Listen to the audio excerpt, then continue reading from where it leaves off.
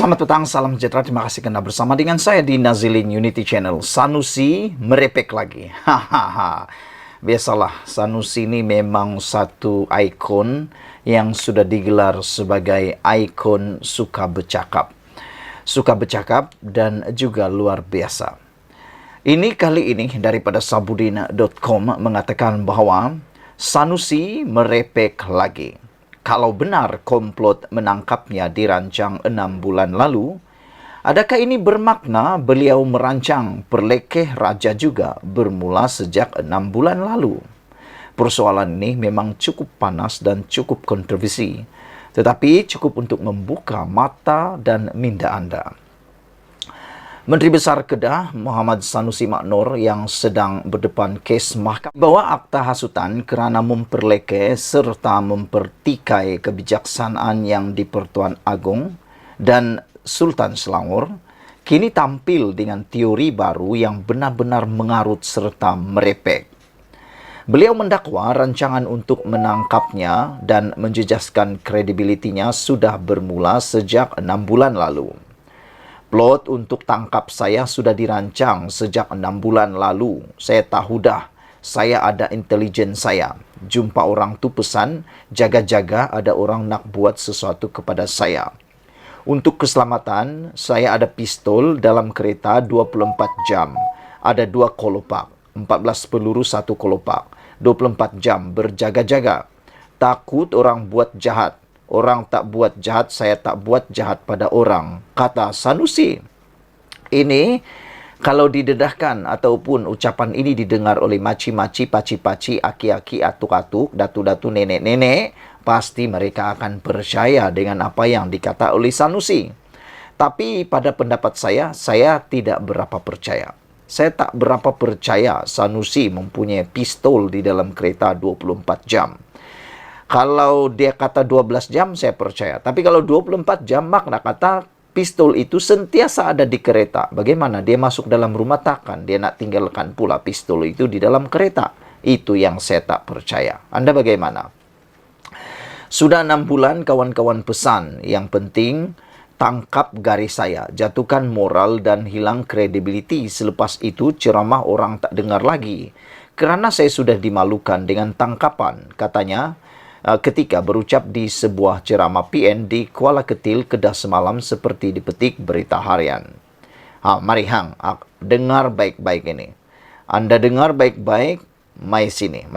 Aku nak cerita pada kamu semua apa yang diceritakan oleh Sabudin. Cuba kita fikir baik-baik. Cuba kita fikir betul-betul logik atau tidak dakwaan Sanusi itu. Harus kita ingat, pendakwaan terhadap Sanusi adalah berkaitan ucapannya yang menyentuh kebijaksanaan serta keistimewaan Agong dan Sultan Selangor. Beliau seterusnya ditahan pada jam 3 pagi untuk dibawa ke IPD Selayang. Seterusnya diiringi polis ke Mahkamah Selayang untuk berdepan pendakwaan. Berikutan panggilan telefon daripada polis tidak dijawabnya, malah direjeknya. Pendakwaan dan tangkapan terhadapnya bukan kerana menyerang Perdana Menteri, timbalan Perdana Menteri, mana-mana menteri atau lain-lain figura politik di negara ini. Sekali lagi ditekankan, pendakwaan dan tindakan menahannya pada jam 3 pagi adalah berkaitan ucapannya, berkaitan raja-raja dan bukan kepada mana-mana pemimpin politik. Dengan itu, di mana logiknya bila Sanusi mendakwa ada rancangan atau komplot untuk menangkapnya sejak 6 bulan dulu lagi? Beliau didakwa di mahkamah dan ditahan hanyalah kerana ucapan yang dibuatnya baru-baru ini. Sebagaimana banyak ucapannya yang merepek dan merapu, dakwaan terbaru ini juga sama kategorinya. Kalau benar sudah ada rancangan untuk menangkapnya sejak 6 bulan dulu, tentulah kesnya bukan berkaitan singgungannya terhadap raja-raja, tetapi berdasarkan kes lain yang ada kaitan dengan politik.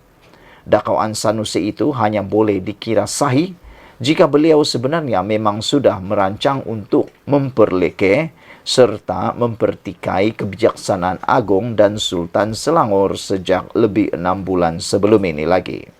Mana tahu, entah-entah sejak 6 atau 7 bulan dulu lagi, Sanusi sudah ada perancangan demikian. Jika tidak, mana mungkin ada rancangan untuk menangkap bermula sejak 6 bulan dulu lagi, sebagaimana didakwanya itu. Apapun, seperti kata Anwar Ibrahim semalam, kamu cerca raja, itu nasib kamulah. Anwar kata, kalau benar dia nak tangkap, sudah lama dah tangkap. Tapi oleh kerana Anwar Ibrahim tidak berdendam, oleh kerana Anwar Ibrahim tidak mau menggunakan undang-undang sewenang-wenangnya, kerana Anwar Ibrahim kata, itu ialah keluhuran perlembagaan dan kedaulatan undang-undang. Anwar Ibrahim kata, saya tak akan guna akta hasutan apalagi untuk tangkap.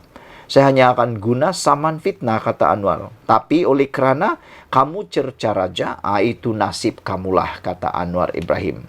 Seperti juga yang dinyatakan oleh Timbalan Perdana Menteri dan juga Menteri Keselamatan Dalam Negeri. Mereka kata, berani buat, berani tanggunglah. Siapa suruh kan? Padanlah muka, kata Anwar Ibrahim. Kamu cerca raja, itu nasib kamulah. Sekian dulu untuk kali ini. Jangan lupa tinggalkan komen dan tekan butang subscribe. Kita jumpa lagi. Bye-bye. Selamat petang, salam sejahtera. Akhirnya, rahasia besar Sanusi dibongkar. Baru-baru ini Sanusi kata akaun TikTok beliau telah pun disekat oleh kerajaan. Dan beliau mendakwa itu adalah tindakan yang terdesak, kata Sanusi. Dan dia menuduh kerajaan yang menyekat TikTok beliau.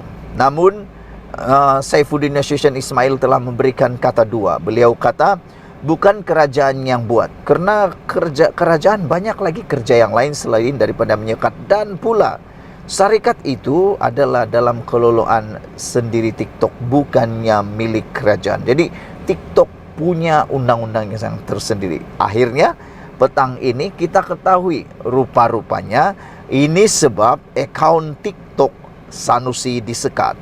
Yang tak pernah Sanusi kata dan tak pernah Sanusi bongkarkan dan akui. Tapi akhirnya didedahkan sendiri oleh Menteri Komunikasi dan Digital, yaitu Fahmi Fadzil. Rupa-rupanya ini puncanya.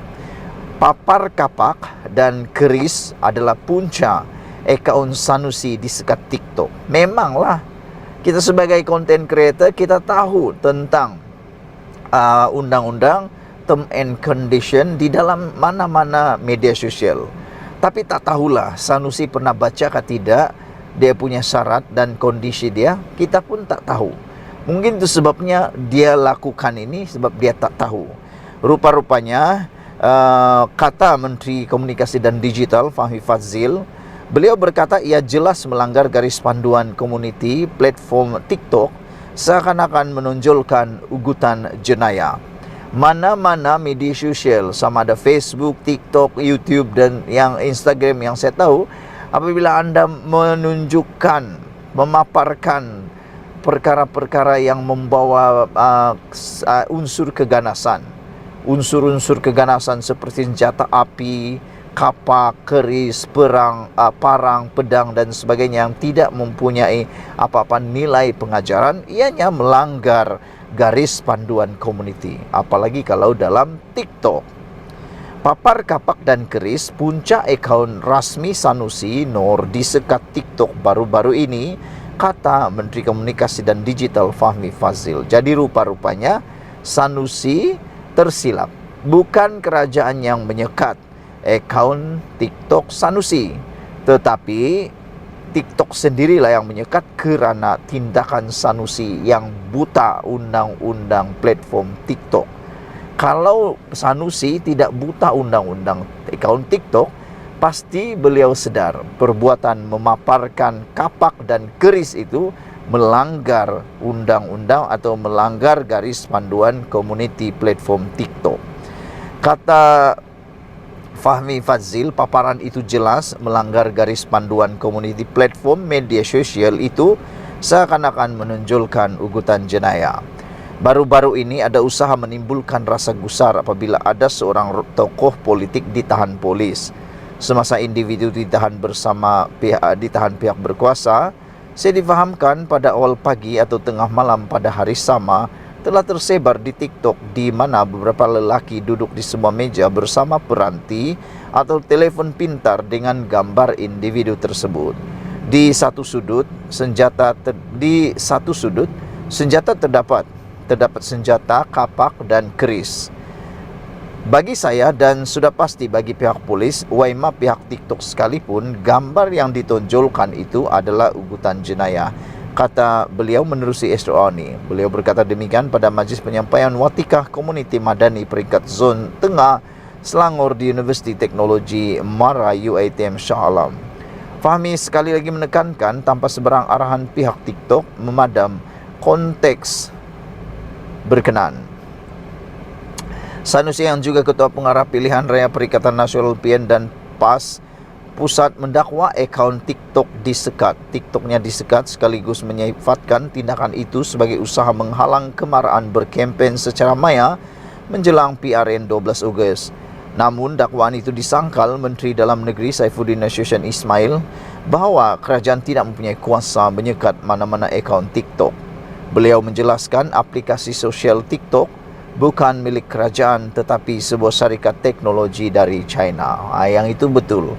Dan kita harap apa yang telah didedahkan ini membuka mata dan membuka hati orang-orang yang tak percaya lagi. Sekian, Malaysia kita punya, kita jaga sama-sama, cintai Malaysiaku. Bye-bye.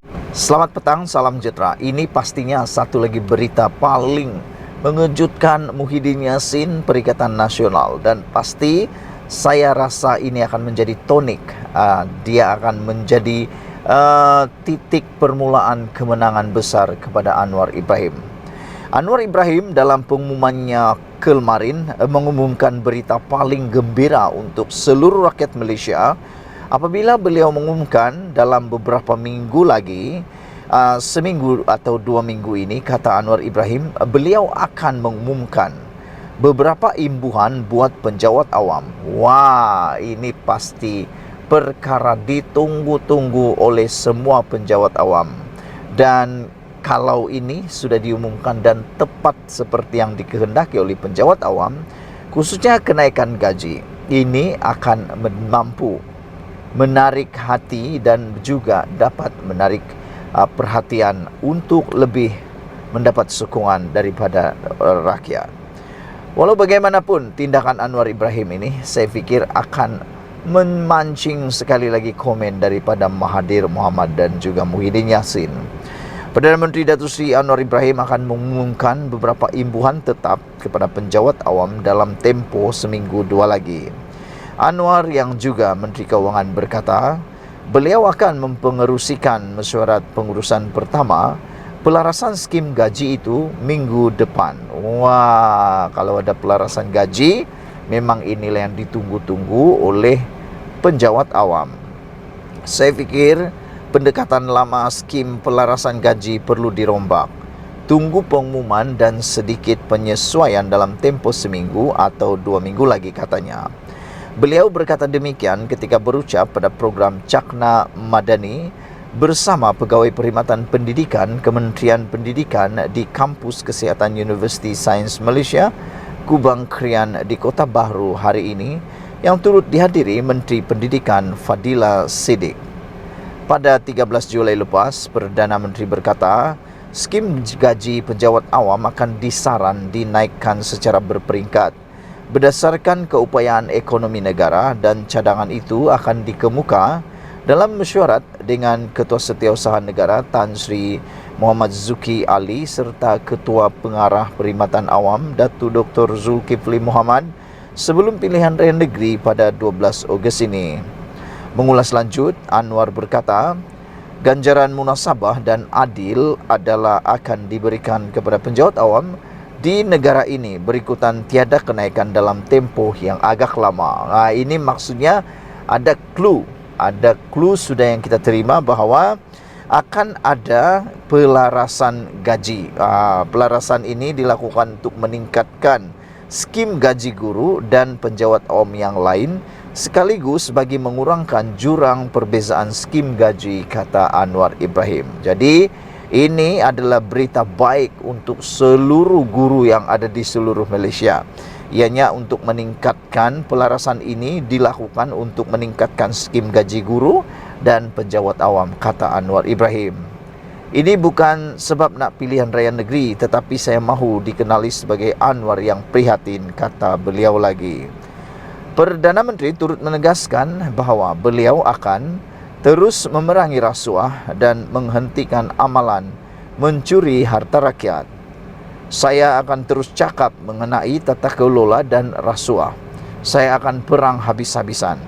InsyaAllah saya akan lakukannya sekira Allah beri kekuatan kepada saya untuk selamatkan negara, kata Anwar lagi. Terima kasih Datuk Seri Anwar Ibrahim, Perdana Menteri Malaysia yang telah pun berfikir dan telah pun berjanji ini untuk melaksanakan, akan mengkaji dan memberikan pelarasan ini dilakukan untuk meningkatkan skim gaji guru dan penjawat awam yang lain sekaligus bagi mengurangkan jurang perbezaan skim gaji yang lama. Ini bukan sebab pilihan raya, tapi saya mahu dikenali sebagai Anwar yang prihatin, kata Anwar Ibrahim. Selain itu, beliau berkata ganjaran munasabah dan adil akan diberikan pada penjawat awam di negara ini berikutan tiada kenaikan dalam tempoh yang agak lama. Ya benar, sudah berapa lama gaji skim guru dan para penjawat awam tidak pernah diselaraskan, dan ianya patut mendapat perhatian segera kerana sudah ada banyak perubahan besar dalam negara ini. Sekian dulu untuk kali ini. Tinggalkan komen Anda. Kita jumpa lagi. Bye-bye.